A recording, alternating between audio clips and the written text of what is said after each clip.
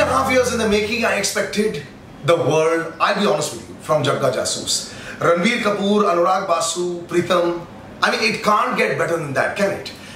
There was a couple that was there, one of my favorites, Ranbir and Katrina. Now they're no longer a couple. So lots of conjecture there as well. तो क्या expect कर रहे थे? I'll be honest, in one sense, I wanted Ranbir की picture super hit हो जाए. क्यों? क्योंकि मेरे हिसाब से वो one of the best and finest actors we have seen in Indian cinema बहुत टाइम से. लेकिन मेरा एक दूसरा हिस्सा था जिसने बहुत रूमर सुने थे, मर्मर सुने थे. इतनी महंगी पिक्चर है, 27 गाने हैं, कैसे चल पाएगा कि नहीं?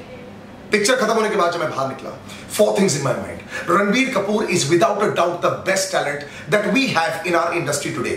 Ranbir एक तरफ, बाकी सब एक तरफ. It's not about the fact that क्या आमिर बेटर है, क्या सलमान बेटर है, क्या शाहरुख बेटर है, क्या who? No, it's Ranbir Kapoor जो अपने आप को पूरा समर्पित कर देता है डायरेक्टर को. This man in Barfi couldn't speak and won us over with his dancing and just with his face. Here in this film as well, वो हक लाता है, इतना मैं आपको बताऊंगा. तो गाने के साथ और या फिर गाने के जरिए से वो अपने आप को एक्सप्रेस करता है. I'm not revealing the plot at all. I'm just explaining to you. That's why in the first 5 seconds of the film, one little voiceover will come and tell you, it is a musical. क्या as an audience do we have the bandwidth to understand कि एक musical क्या होती है? Sound of Music, My Fair Lady, Hollywood फिल्में आई हैं. भारत में कभी कोई म्यूजिकल शायद हमने देखा नहीं है जो बड़े स्टार्स के साथ है, और ये एक बोनाफाइड म्यूजिकल है. इसमें शाश्वत Chatterjee was in Kahani as well, the father of Ranbir Kapoor. What a lovely जुगलबंदी between him and Ranbir Kapoor is fantastic. Saurabh Shukla एक बहुत ही इंटरेस्टिंग कैरेक्टर प्ले करते हैं. When Saurabh Shukla is in the frame, वो भी अपनी आंखों के साथ, I think one of the few actors जो क्लोजअप में इतना एक्सप्रेस कर लेते हैं, you just say what an actor boss. लोग इरफान खान के बारे में तो बोलते हैं स्लमडॉग मिलियनेयर में, लेकिन he was also there, remember? Let's come back to my favorite, Ranbir Kapoor. मुझे प्यार हो जाता है जब भी मैं रणबीर कपूर को स्क्रीन पर देखता हूँ. जिस तरह वो डांस करते हैं, जिस तरह वो हिलते हैं, जिस तरह उनका अनशेबल लुक आता है, क्यूटनेस उनकी जब वो बाल ऊपर डालते हैं. You watch him as a performer and you fall in love. And then you see the love ballad, the love songs, the situational song, everything that Pritam has done.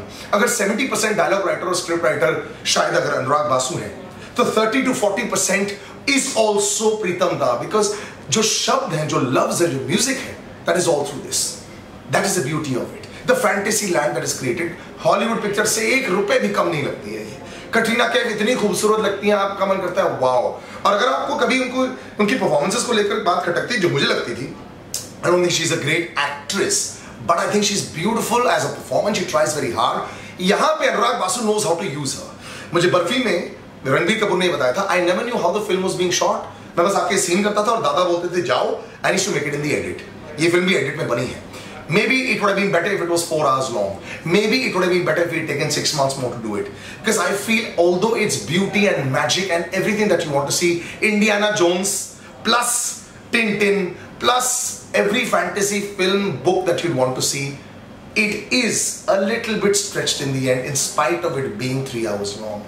Secondly, भारतीय audiences शायद ये नहीं समझ पाएंगे कि हर 40 second में एक गाने के जरिए वो क्यों परफॉर्म कर रहे हैं. या तो आपको ये पसंद आ जाएगी या बिल्कुल ही वाहियात लगेगी. लेकिन आप एक बात तो लेके चल लीजिए कि इसमें परफॉर्मेंसेस इतने कमाल के हैं, यहाँ तक कि एक्स्ट्रास जो गा भी रहे हैं इसमें, जैसे कि जब वो अफ्रीका के कुछ लैंड्स में जाते हैं तो वो भी इतनी अच्छी तरह परफॉर्म कर रहे हैं. और ये है खासियत इस डायरेक्टर की. लैंडस्केपिंग, ओह समझ गया ना मेरी बात. It's just wonderful. Even the colours that they use in this film. But this film I feel is 10 years ahead of us. I feel अगर ये 4 साल बाद भी निकालते तब भी लोग रेडी हो जाते शायद इस पिक्चर के लिए. Maybe are only urban audiences are ready for this kind of film. क्योंकि भारत में तो रंगून को भी एक म्यूजिकल बुलाया गया था. यो तो ये पिक्चर तो उनके लिए क्या. स्टार्स की अगर बात करें तो मैं 3 स्टार देना चाहूंगा, क्योंकि हालांकि इनकी परफॉर्मेंसेस मुझे इतनी अच्छी लगी, मुझे लगा कि इसमें फिर भी कुछ मिसिंग था. Okay, maybe add a ½ star more because of the brilliance of Pritam da. So 3.5 stars. It is worth a watch. It's not something that you probably expected, but you still love it.